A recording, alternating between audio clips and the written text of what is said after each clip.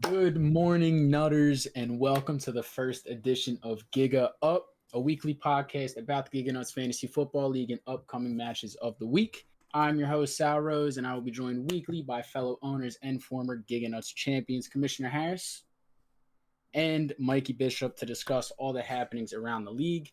We will also be joined by fellow owner Kyle Lizer, who will be running our production team. Hell yeah, it's great to be here. Phenomenal. Oh yeah. Happy to have you all, boys. Fantastic. Let's get into it. So we might as well start off strong with Giga Nuts Game of the Week. This will be by 2-0 D2 teams, Joey and Mark versus Curry and Hammy. Yeah, I mean, yeah, this is gonna be a good game. I mean, we all saw what Curry did to me last week. We'll see. Javonte Williams. What was that, 170 on the head? 170 on the head. Javonte Williams is looking legit.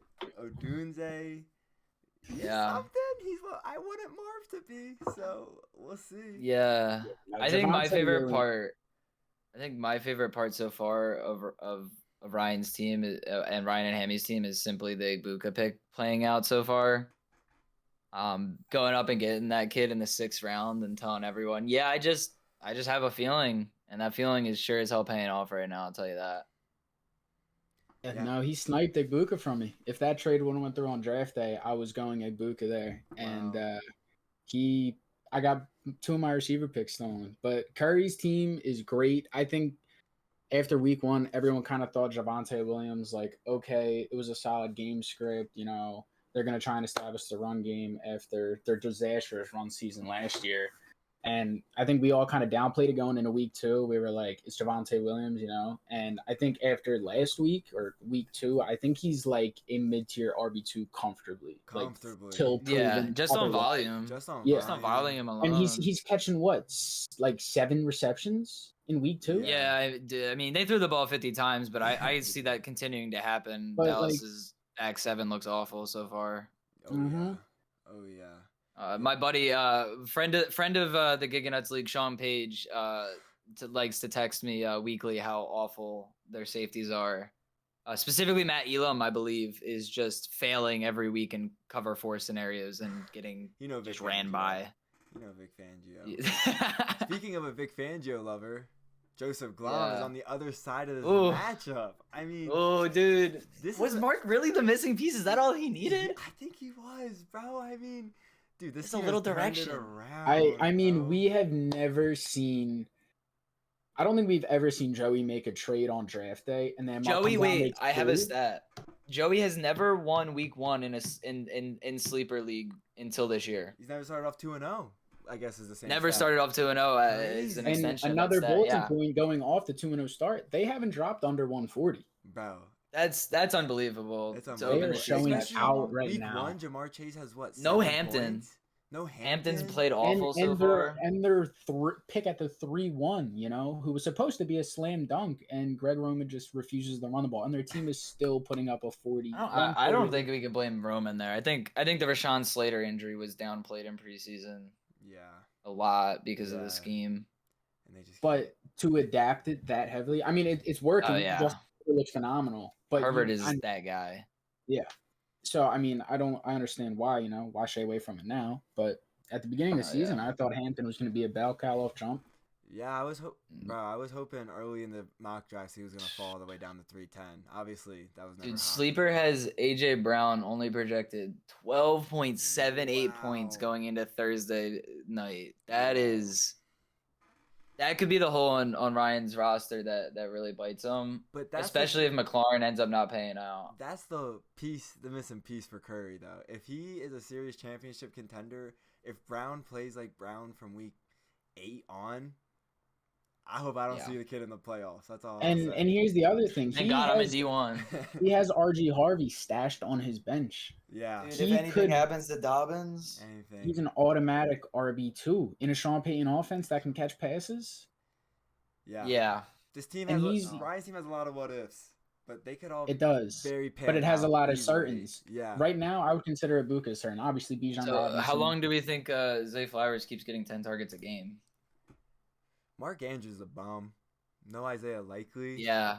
I mean, D-Hop is a good wide receiver too, so that might have been the thing. Yeah, but I feel like what I've seen is they're only throwing to him on very specific scheme plays.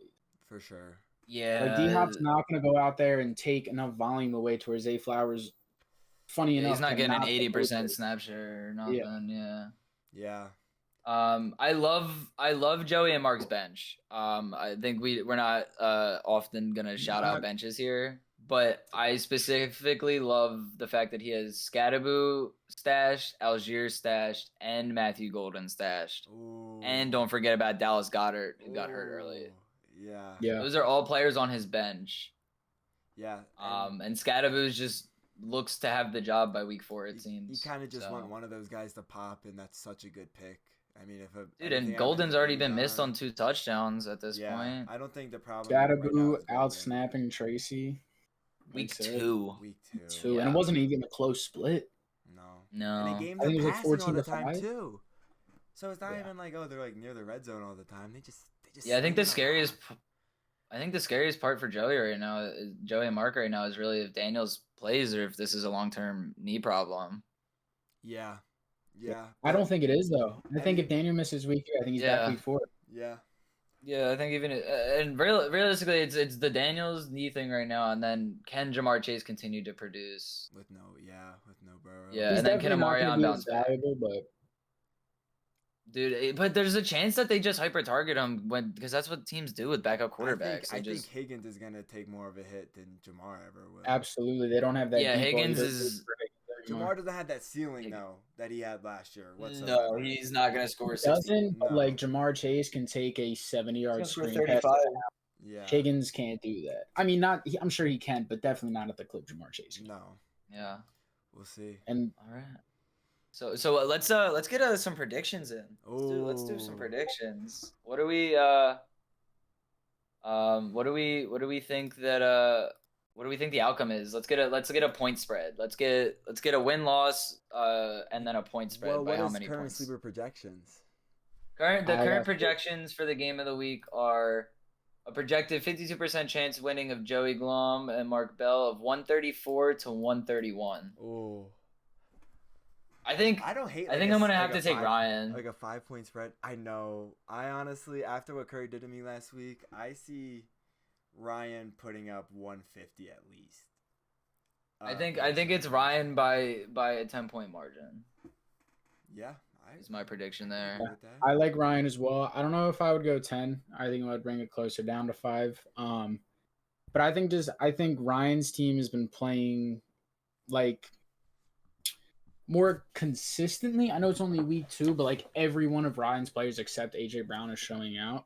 Yeah, like McLaurin's a question mark, but he'll be fine. And I think like Dobbins going against the Chargers this week. I think that's a horrible matchup. Do I think Dobbins is getting 15.5 versus the Chargers? Not at all. No. I just think Ryan has better matchups, and I think especially after last week, and he still has great matchups like Bijan versus the Panthers. Let alone is going to be probably 25. You add in the game script. I think Ryan's team is set up for a lot of success this week and moving forward. Yeah, I mean he only scored 107 week 1, but he didn't start Javonte Williams. I got 20, and then he instantly flipped that score. All right, we're getting told by production to wrap it up. So let's move to my matchup this week. Oh wow. I'll intro this one. So this is a championship rematch of last season. Ooh. The only one we're getting this year because that's how that works. I think that the storyline here is that one of the championship teams is clearly in a tanking position, and one is, as per usual, trying to buy. I think I'm gonna step out of this conversation a little bit and have you guys talk though. Yeah, I mean it's a championship rematch. I think my favorite stat for sure. Liam scored 193 in that championship game, which of course was not the highest he put up that year. I don't even think that might have been the highest he put up. I don't even think that's top 3. Yeah. But then through 2 weeks so far, 189.8 points for. Whew. So he's scoring 4 points less for every 2 weeks right now. And I mean, that's the cost of a championship for some people. His team, I mean, he traded Brock Bowers. So he's obviously so far into the I'm not going to be good this year. So, yeah, I mean, John's looking to win. Liam isn't. There's not much to say about that. No. I think I think John's set up to pretty much win this week. He has no buys. Obviously, it's not even week 4 yet. He just acquired an RB2. You know, he doesn't have to try out there with Travion Henderson. New team name is only getting, I think, barely above 30% snap share a week, which, as talented as he is never going to produce in fantasy. 3 holding penalties last week. On who? But Travion Henderson had 3 holding penalties in pass protection last week. Ooh. Yeah, it was bad. It was not good. I thought RJ Harvey had the pass pro concerns. That's what I was told. We'll see. 3rd round pick, by the way. Yeah, I mean, any good matches? I mean, London plays Carolina, so that might be another. I mean, JC Horn. Yeah, so that might be another bad week for London. BTJ. Speaking need a BTJ bounce back. Yeah. We'll build off of this. Obviously, London going, what was it, 110, I believe, and BTJ going 1-8. London, I will speak my opinions and then we can go around. For London, I'm not too concerned. I think Penix is gonna I'm too used to the jokes. Michael Penis. Michael Penis. I think he's going to get better. I think he looked great. What was it, week 1? I think he looked great, and I think he's gonna have similar games to that. I think London will be fine, but I will say, as for BTJ, obviously, do I think he's going to average 8 points every game for the rest of the year? Absolutely not. But I am a little bit more concerned with BTJ, more on a Trevor Lawrence standpoint and BTJ's sudden refusal to go over the middle. I'll let y'all talk about that. I personally think it was just bad balls in preseason, and ever since then, BTJ just has no confidence in Trevor Lawrence. Especially as a rookie, you get thrown the ball to, getting peppered all year by Mac Jones. And the start of the new year, you have a brand new quarterback, brand new system. It's definitely a lot for BTJ, and I don't think people are taking that into consideration. I just am seeing There's a lot going on in Jacksonville right now. It's an entire, they built that offense around Brian Thomas last year. Bishop, how do you feel about my receiver situation? And then I'll go and we'll make the predictions. I don't think I'm worried about either of them. They both saw 19 targets the first 2 weeks, and they both have. That's why I drafted them. Yeah, they both have games over 12 targets so far. So I think that it's not a problem of them being involved in the offense. It's just, can they catch the ball? Can they do something with their opportunity? Yeah. Can the quarterback put them in a position? So I'm not worried. It's week 2. For my own input, I think I'm closer to Bishop here. It's like BTJ is definitely a little more worrying because it's like I'm not as worried about T-Law. Week 2 T-Law actually looked. Week 1 T-Law looked bad. Week 2 he looked fine, and it seemed like BTJ was the problem. I think that it's a lot of BTJ, T-Law, and Cohen trying to mesh together. I'm fine with London though. I think that offense is. Brian Flores kind of was just like, well, I can't stop the run last week, and they ran the ball 40 times. So no, I think you're fine with London. Anyway, let's do predictions. Bishop, you go first. I got John by a margin. I don't know what the margin is, but it's a larger margin. Yeah, I'm just gonna piggyback that. I got John by a minimum of 15. I'm going to pick me. I'm also going to say 15 is where I see myself and where I'm hoping. But I have a habit of playing down in my competition. And I see it being a low-scoring game nonetheless. I don't see more than 200 points being scored in total. I'll say that. Wow. Yeah. That's my prediction, if anything. Sal, why don't you intro the next matchup since it's your rival? Oof. For the next matchup, we have my rival, Jay and Nate, versus Mickey Mouse Dan Sereno. This is what was supposed to be the consensus D1 early season tank bowl, but Dan's team's not bad. It's still, it has its flaws, but don't we all? Jay's team is obviously horrendous. I don't know if he's put up over 100 yet. Can anyone fact check that? He's put up 100 both weeks, right? I think so. Has he? Jay's team has surprisingly been not. He put up 91 week 1. Yeah. I lied. Okay. Oh, he put up 117 last week. Okay, that's respectable. Jay's team's got more bright spots than I was expecting. I think the Ramondre and Debo. Debo was a great pick. I'll give him his flowers. I hate Ramondre Stevenson. That Debo pick has been working wonders for him. But can you say he's overperforming? I would say yes. I don't think Ramondre's 20 a game. I'd say he's performing exactly where he would be because Breece Hall scored 6 points last week. Like I don't know. I think Jay's team is exactly where we thought it would be, which is not that competitive and just kind of there. Yeah, I think he has more volume in his players than any of us thought, though. Yeah, definitely. I didn't think. What I love for Dan is the Quinshon Judkins. I hate it I hate that he has him, but the Quinshon Judkins potential keeper, that's gonna be scary next year. He has. Do we think that Chase Brown's gonna bounce back because he's averaging like 2 yards per carry right now?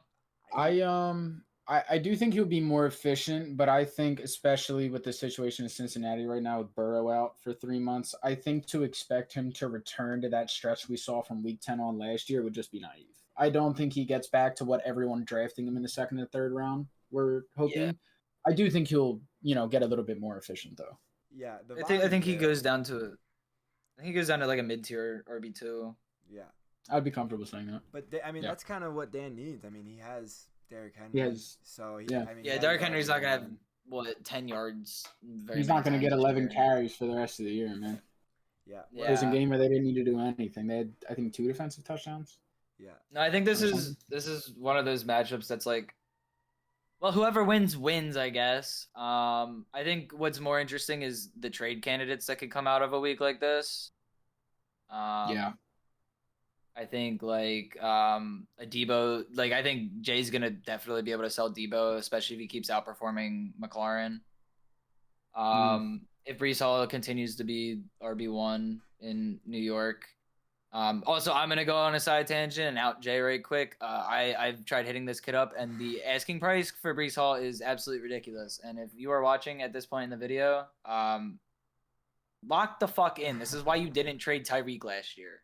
It's the exact same reason. It's the exact same reason. Too much. Oh, I drafted him high. I can't sell him for anything that low. Yeah. Oh, I wonder what happened last year. Yeah, that's ridiculous. What I will say about Dan is these next 4 weeks will be very telling for Dan's season. He has Jay this week, CJ, or he has then Sal, CJ, and then John. So those are all division games against, in my personal opinion, D1 teams that could be up for grabs a little bit. I don't think any of you guys are sure bets for wins, especially against Dan's team, because he dropped 130 against me. He scared me a little bit. So I think that if he can go 3-1 in these next 4 weeks, I think Dan, after an 0-2 start, could be in real contention of buying. But I think anything less than that, and I think we see a Dan sell come down. Yeah, I just don't know if Dan himself is in the mindset to buy this year.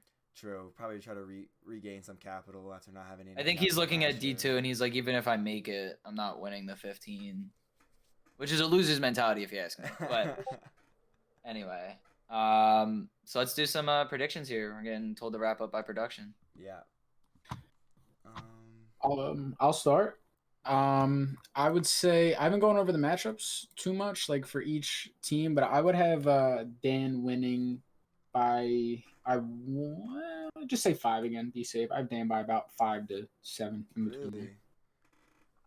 I personally feel more confident in this matchup than I do the John Liam matchup. I think Dan wins. I think over 200 points are scored total, and I think Dan gets 125 of that at the minimum.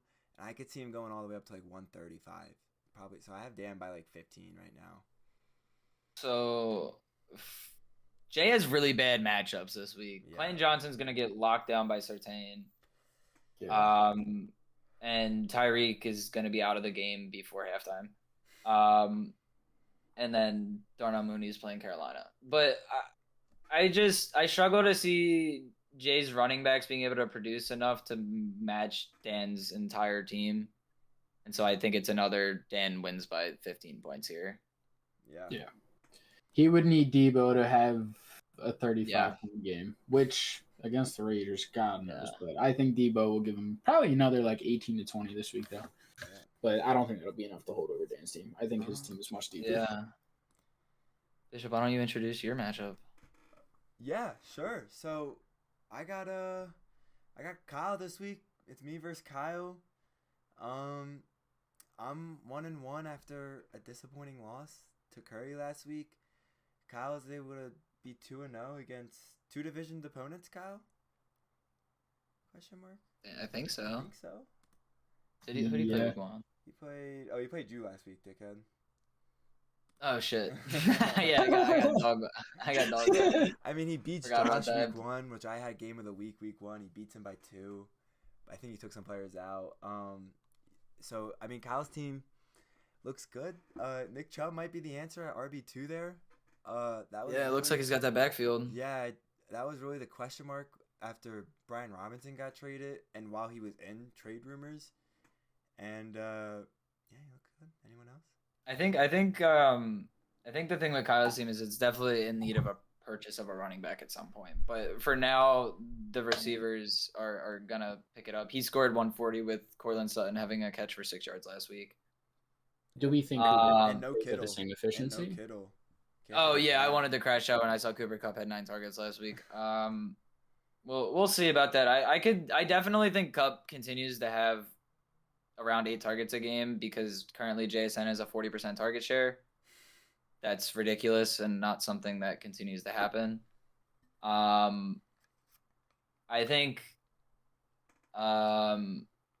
this week really comes down to can Bishop's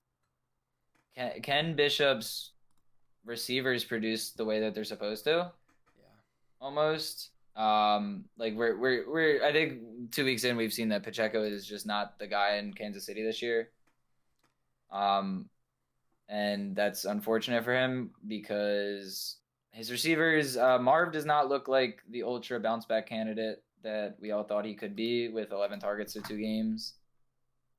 I really think this matchup comes down to can Bishop's receivers produce at the level that Kyle's top end talent ends up producing at. I would say that's fair. Yeah. Yeah, I mean, we'll see what happens. I think Pacheco, personally, the run game in Kansas City isn't looking as good because of the receivers in Kansas City. I think that could change when Worthy and Rice come back. But I also think that a 4th-round value for Pacheco is way too high.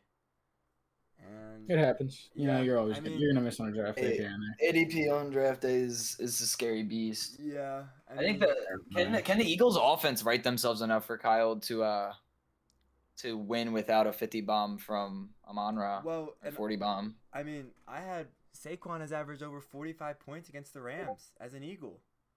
I mean, yeah, that's not fun looking at going into the week against Kyle against Eagles playing Rams. I mean, it's hard to do something 3 times in a row in the NFL. But I also think Saquon Barkley is Saquon Barkley, and I think that the Rams don't have Aaron Donald. So. But I mean, Verse and Fisk have taken another step this year. I was just gonna say, I think this is the best offense. I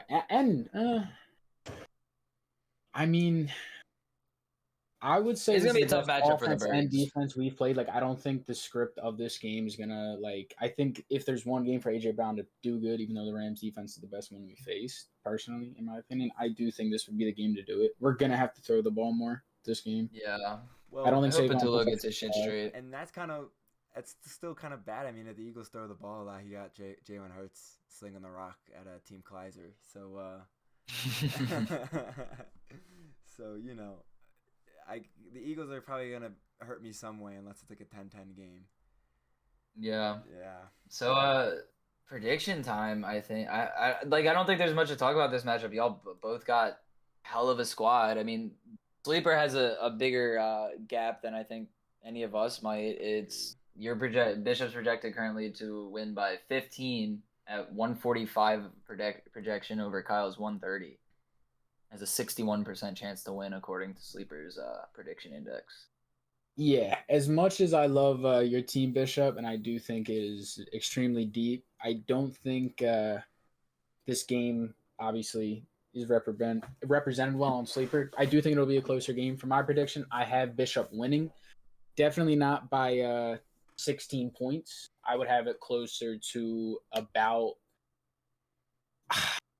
I between 3 to 5. I think Kyle has some pretty solid matchups this week, as does Bishop. But I also think there's some matchups that could be better.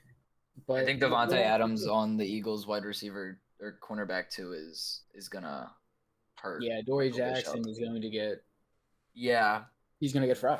I think this might be the one where I think I might pick an upset here. I think that there's a big shot that Kyle pulls this off here. I think that Jacobs versus Cleveland is a rough matchup, as we saw last week. Puka's on Quinion. Ladd's picked up an injury and has not looked like 2024 Ladd as of yet. I love the Tucker Craft start, and I hope Marv and Pickens can produce, but I don't know. I think Kyle's got some matchups, and I think I'm picking like a 3-point margin of victory for Kyle here. Wins it on like Monday night or something with Amon-Ra. Yeah, I was gonna say all the games are done by 2 except Amon-Ra, so it really will be how much can Amon-Ra produce and can he get that over me? Yeah. What's your prediction, buddy? I don't have a prediction. What? That's gonna ruin the prediction metrics going forward. Make a prediction. Just say you're gonna win. I was about to say you can't say you're gonna lose. Yeah, I guess I'll say. What is that? I didn't say I was gonna win week 1 when I made predictions. Bro, come on! You have to say you're gonna win. Yeah, I'm playing Josh, and I'm gonna say I'm gonna win. All right. Let's move on to our last matchup. Sal, why don't you introduce that matchup that you just so happened to mention? Absolutely, I would be honored. This week, I have the deepest pleasure of facing Josh. I would say Josh going into the season was pretty consensuously the best team. I think it was a toss-up for him and Bishop for me entering the season, but I like Josh's more. And even though he started 1-1, I don't think anyone's really questioning that Josh is still easily a top 3 team in the league, especially with Aaron Jones on IR now. And he has Jordan Mason. Yeah, Josh is. I think Josh is my. If we had to do power rankings right now, Josh is my number 1. As he is mine. I think Josh. His team it's a matter of figuring out which running backs are going to be like the legit ones he's starting every week. But when bye weeks come around, this kid's team is insane. Yeah, Josh's team. Yeah, I'm gonna have to bench Bucky Irving for Kenny Gainwell, and he's gonna be starting Chuba Hubbard and play. You know what I mean? I'm like, well, he literally has Kyron on his bench right now. Yeah, that's ridiculous. And even though with all the quorum usage, Kyron Williams is still a good RB2. Do not. Yeah, Josh's team is scary. Yeah. So I hate to say it, I just don't. I don't. And he went and got Bowers. That Bowers. Yeah, Bowers trading a third for Bowers already. How do we? You know what? It's a classic Josh move. Let me, if I may. Yeah. You know what? I want to say I hate it. I do. I really do. But I get it. I mean, you look at a position like tight end, and it's such a luxury. He already has one of the luxuries filled with Lamar Jackson.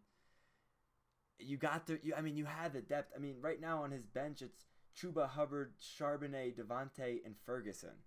And Ferguson, that's Ferguson ridiculous. Returned to form last week. Yeah, so, I think he had 12 targets or something. Yeah, I mean, I think with that talent, you just go out there and say, I'm going to be Liam this year, and I'm just going to make sure I get this championship. And for a team like Josh, who has seen no success, I mean, he's still talking about a 2022 conference championship loss. He's still, it's still his rival is because of that, First year at 12 team, by the way. Yeah, so, I mean, I think, Josh's team is scary, and I like to trade for him because just go out and get your guys. Liam was going to sell. Why not? This is the best team he's probably going to have for the next 5-10 years. If you're going to go on, do it. And he's doing it, and I can't say. And you also jump the market because Liam's gonna... Let's talk a little about Sal's team here too. I think that I love the Jordan Love pickup. I think that's a fantastical pickup with the Burrow injury being highly unfortunate for your squad. Jonathan Taylor might be RB1 this season. I was gonna say JT's looking only time will tell with that. We have to see if that Colts offense is the new Saints offense from last year or not. We'll see. Connor is looking like your Achilles heel, though. The snap share has not been what it was last year, and the reception work is not great. I have no clue what's going on in Houston. Houston, we have a problem for the second year in a row. I hope DK can bounce back, but I don't know. There's some players here that I just look at and I just don't know if they're gonna have the longevity this year. Yeah, I also just think you're playing the best team in the league this week. So. Yeah, to speak on that, I mean, I like DK personally. I don't love him, right? I'm a DK hater in fantasy. Yeah, I think that the Steelers are gonna go 9-7, and they have to win games somehow, and DK will get them ways to win games. Jaylen Warren. So, Kelsey, I mean, Kelsey was a great flyer. I mean, you got him, in the 6 or something? Hey, JCM might be a dog. We have yet to really see a JCM RB1 week from Sally. Yeah. That's exciting. Whether Bill, I can keep him for 14th. That's what I'm most excited about. He turns good. He's the only running back rostered through this following year. Yeah, he's got a clear path to just RB1 territory. Now, obviously, he's good. They're going to end up signing or drafting someone or re-signing someone. But I think if he plays good, this is the best opportunity. If he plays good, I think he'll set himself up for a good year this year and an even better year the next year. Yeah. Yeah. All right. So predictions here, I'll kick them off. I think that the projections by Sleeper here I think it's a Josh by 15 type of win. I don't think Josh really sweats it either. Yeah. Yeah, I think Josh's team is just going to look better week after week. So I also probably have Josh by 15, and I would even go up to as much as like 20, 22. I could see. Sally Poo. Y'all got me so fucked up. If you think I'm ever going to say I'm going to blatantly lose. So I got myself winning by 10. Hey. I think we totally skipped a matchup on the script. That was not our last matchup. We totally skipped D1 matchup of the week. 1-1 Rossi, but barely 1-1, and 2-0 Luca Genoese. Will Luca's algorithm continue this year? Like, can the robot keep it up? I'm not worried about. Is Alvin Kamara in the second round worth it? I'm not worried about no one in D1 except for Luca, bro. I mean, I think he looks like a runaway. While I do think Luca is pretty comfortably the best team in D1.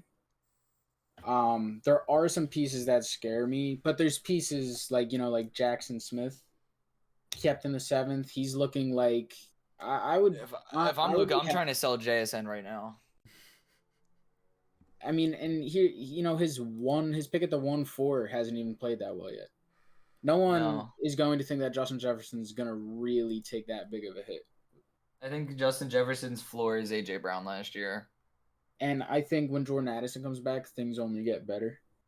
Yeah, I think that offense opens up again. Christian Darrisaw is out. When he comes back, that'll help even more. There's a lot of pieces that will make Jefferson, go back to what we know. Yeah. Yeah, McCarthy's really the main question mark there, but hey, Carson Wentz season. Look, he was on a pace for over 2,000 points with Nick Mullins. JJ McCarthy doesn't scare me that much. Yeah. It does suck, but I would not be overly concerned. No. Let's talk about Rossi's RB room. I think it's one of the most intriguing in the league thus far. Yeah, I would say the Dolphins have looked actually terrible on the offensive side of the ball, and yet Achan is is he RB1 right now? RB5. ETN is a home run pick this year. Me and Bishop both believe that coming into the draft, and I drafted BTJ round 1, sadly. And I don't think Bishop had a slot. Yeah, 7-3, I'd have a 7. But Ashton Genty is being hoed by Chip Kelly harder than I've ever seen a rookie running back of his talent be hoed. He's got. You go out and get this guy at what, the 6th? 6th pick, I believe, yeah. 6th pick, and then week 2 you got him down to a 56% snap share after week 1 having him at 86. Yeah, that's... and yes, was he efficient or very inefficient week 1? For sure. You just spent the 6th overall pick on this guy, and your offensive line is nowhere near to boast about. Get him his work. utilize this I when just he's on don't. his rookie deal. He's Six fresh. targets in 2 games is not enough. No, I thought he was gonna have 6 Like targets. the lack of pass work is really the real question mark here. Yeah. With him. But all in all, I think you look at Lucas' team, and there's definitely like I think his running back room is weak. With Tank Bigsby being in Philly now, it's really weak. Yeah. Like Swift has not looked great in Chicago, and his snap share went down to 57. I was about to week. say, the Manon guy looked pretty solid last week. Definitely. No, I think Luca's win condition here is a monster JSN week and Trey McBride scoring a touchdown. Yeah, I don't know if he might finish. And then I also think that Luca's 2-0 with Mike Evans scoring 20 points, and that's not going to keep up. Mike Evans has had 20 targets through 2 games. He'll be fine. Yeah. Yeah. Yeah, 1,000%. So I think this is an intriguing prediction here. Yeah. Because I do like Rossi's team. I do. I like CD and Tet, but the running back room is just it's such a big question mark for me. I would say probably he starts off the season 1 and 2, and I don't know if it's gonna be close or not. Like genuinely, I think this game could either go CJ, his players playing to their absolute yeah. Or I think this the Swift versus Dallas matchup. I think there's some even worse. I think Rossi's matchup this week are horrible. Dude, CeeDee Lamb might drop 50 against Chicago, man. Yes, but then he has Justin Jefferson versus Cincinnati with, Yeah, I know. Yeah, but Jefferson also just lost. I don't but know. He I also think ETN versus Houston. I think Ted scores. I think my bold take here is that Ted scores his first touchdown this week. Yeah. Versus Atlanta. I like that. Yeah. All right, so I'll kick it off since it's deputy. It's my little bro. I own Rossi, by the way, just so the league knows. 0-1 in important matchups against me. Ring me, bitch. I will pick Rossi this week though. I think that HN's gonna score points in this blowout. And I think that CeeDee Lamb is going to have a ridiculous week this week.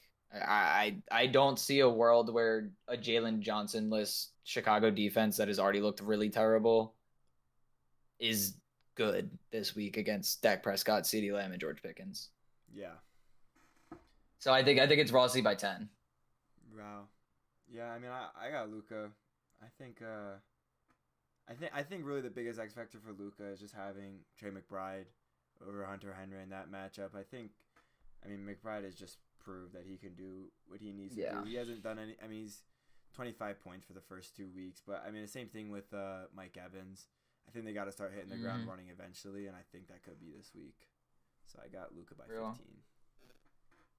Just gonna pretty much copy what Bishop said. I have Luka. I think Luka is already the best team in D1. He's 2-0, and his team is probably only halfway to its true ceiling. I'm excited to see who he buys this year. I'm very excited. Yeah. I want to see what he's asking. Those are the matchups of the week. I believe that detective and/or beat reporter Bishop has some questions for the administration of Giga Nuts that's currently here, aka me. Yeah, there's a lot of fishy stuff happening right now. I'm not gonna lie. Can we talk about the biggest rat in the room, Mickey Mouse and his powers, and how? We can open with that for everyone. I think I made it very clear at the end of last season, right? The curse is dead. The curse has been vanquished. Mickey Mouse was crucified. Despite Brian Thomas Jr.'s best efforts to upset me. I think it's clear thus far that his team, while there are some magic left over,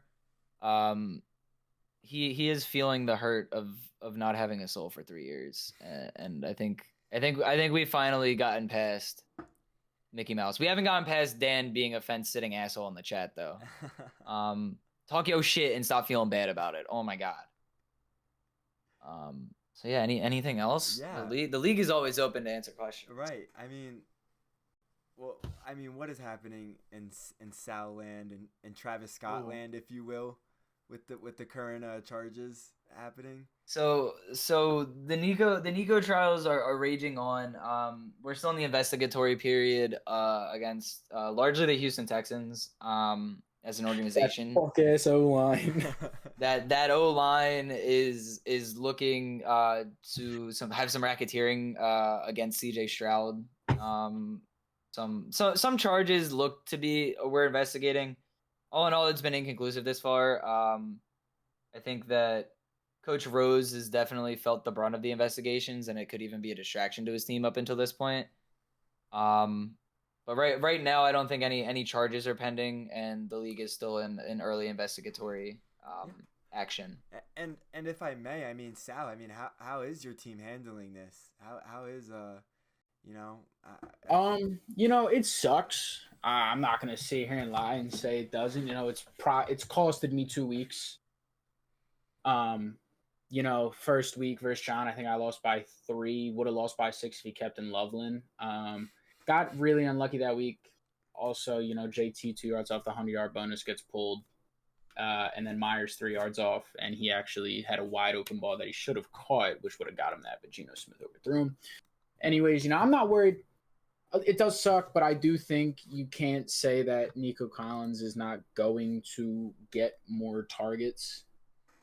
I mean, it wasn't like he struggled for targets last week. He just didn't. He had 9 targets. Yes, but he had one ball that he probably could have caught in the end zone, but outside of that, none of them were great balls. I think CJ Stroud gets better. I don't think he's going to turn it around to where this could be like his rookie campaign, but I do think he's not going to continue being this inefficient. And I do think the O-line will maybe get a wee bit better if I had to hope. We'll have to see. I think if one of those things happen, he's going to go back to being what I drafted him to be. And I mean, we'll have to see though. It's a big question mark. It sucks, but I'm not losing faith.